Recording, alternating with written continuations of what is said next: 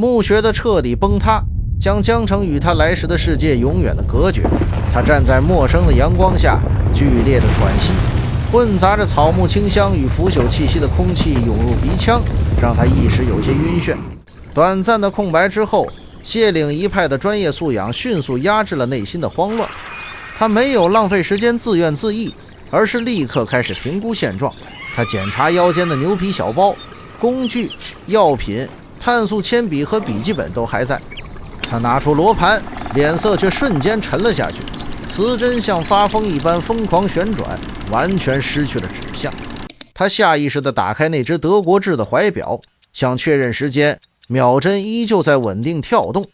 就在他要关上怀表盖的瞬间，他瞳孔猛然一缩，只见光洁的金属内盖上竟不知何时被烙印上了一副遗嘱墓室，中央那座苍穹星盘一模一样的细如发丝的复杂刻印。难道刚刚那场异变将星盘的图样烙印在了金属上？江城喃喃自语，用科学家的思维试图去理解这超自然的现象。第二集掠影惊鸿。夜幕降临后，他抬头望向夜空，试图寻找他熟悉的北极星来定位，却发现星宿的位置与他在书本上学到的有着细微但明确的偏差。这个世界有着一套属于他自己的规则。他沿着一条溪流往下游走，这片原始森林的一切都显得过于茁壮了，许多古树的直径都需要10数人才能合抱，林间不时传来他从未听过的野兽嘶吼，这一切都让他确认自己绝对不在原来的世界了。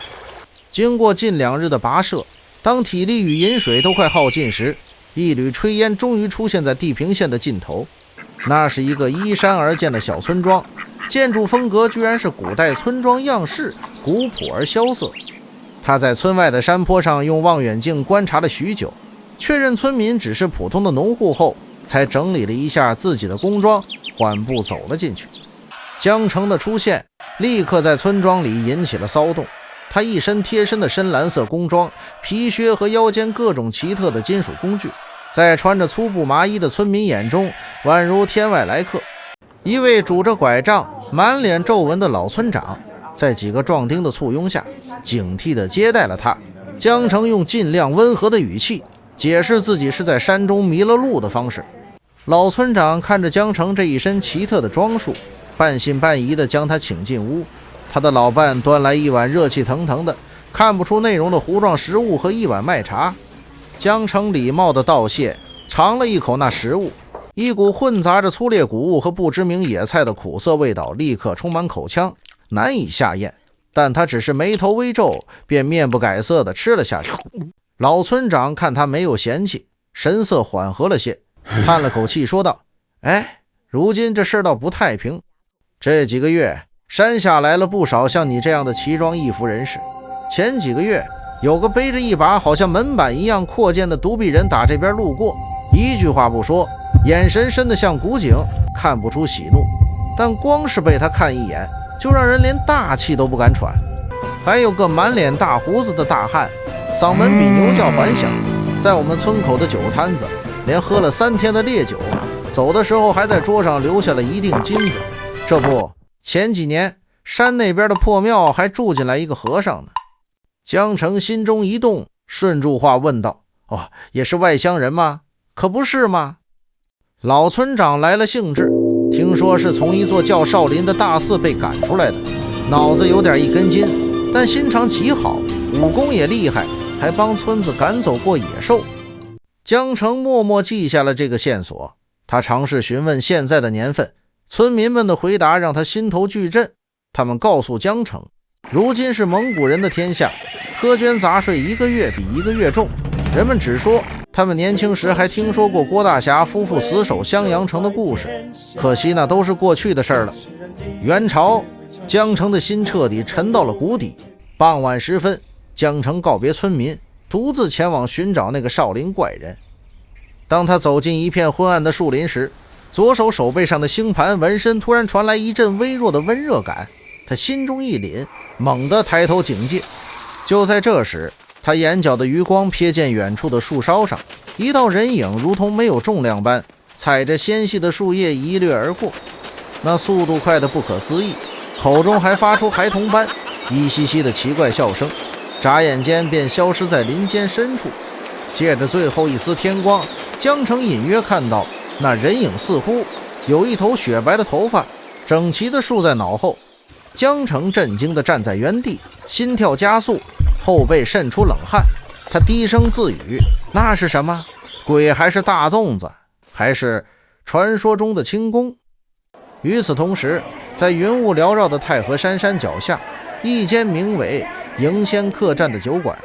后院的阁楼窗户开着，一只又一只的信鸽接连不断地飞入其中。片刻后，风情万种的客栈老板娘从楼上款款而下，对着3名头戴斗笠看不清面容的彪形大汉吩咐，将此信送上山。云海之上，一座宏伟的宫殿若隐若现，殿内一位外表看似青年却有着一头雪白长发的男子正背手注视着殿内一座巨大的缓缓转动的星盘仪器。他似乎感应到了什么，缓缓转过头，眼神深邃的如同宇宙，舞曲星动。他轻声说道，接着对空无一人的大殿下令，传令开阳下山巡抚。话音刚落，镜头穿透宫殿的地板，深入山体内部，无数巨大的青铜齿轮、星轨仪器和类似浑天仪的装置正随着某种天道法则发出沉闷的声响，缓缓运转。光影在复杂的机械结构间流动，宛如整个时代所有人的命运都已被纳入这座巨大精密的算计之中，开始了无法逆转的转动。一名嗜酒的浪子将最后一滴酒倒入口中，意犹未尽地将酒壶抛在桌上，对着酒保大喊，店家，再来一壶上好的葡萄酒。再问一句，你们这儿当真就没有夜光杯吗？酒保一脸不耐烦，客官说了8遍了，我们这小店哪有那种神仙玩意儿，您爱喝不喝？话音未落，那浪子哈哈一笑，并未动怒。他目光一转，看见楼上一位锦衣商人正要举起自己珍藏的玉质酒葫芦小酌。浪子嘴角微扬，对着那商人拿着酒葫芦的手，食指与中指并拢，隔空嘘嘘一饮。楼上的商人只觉得手腕一麻，酒葫芦竟不听使唤的自行倾倒，一道晶莹的酒线从葫芦口飞出，划过一道优雅的弧线，越过数尺距离，不偏不倚的正好落入浪子张开的口中。满堂食客看得目瞪口呆，那商人更是望着自己空了一半的酒葫芦，张口结舌。浪子咂咂嘴，回味了一下，点头赞道，这酒还行，可惜终究是凡品，还是差了3分味道。就在这时，这名浪子的小臂上一个复杂的星盘纹身猛然发热，他脸色一变，惊讶地看着自己的手臂，一股奇异的吸引力从城西的方向传来。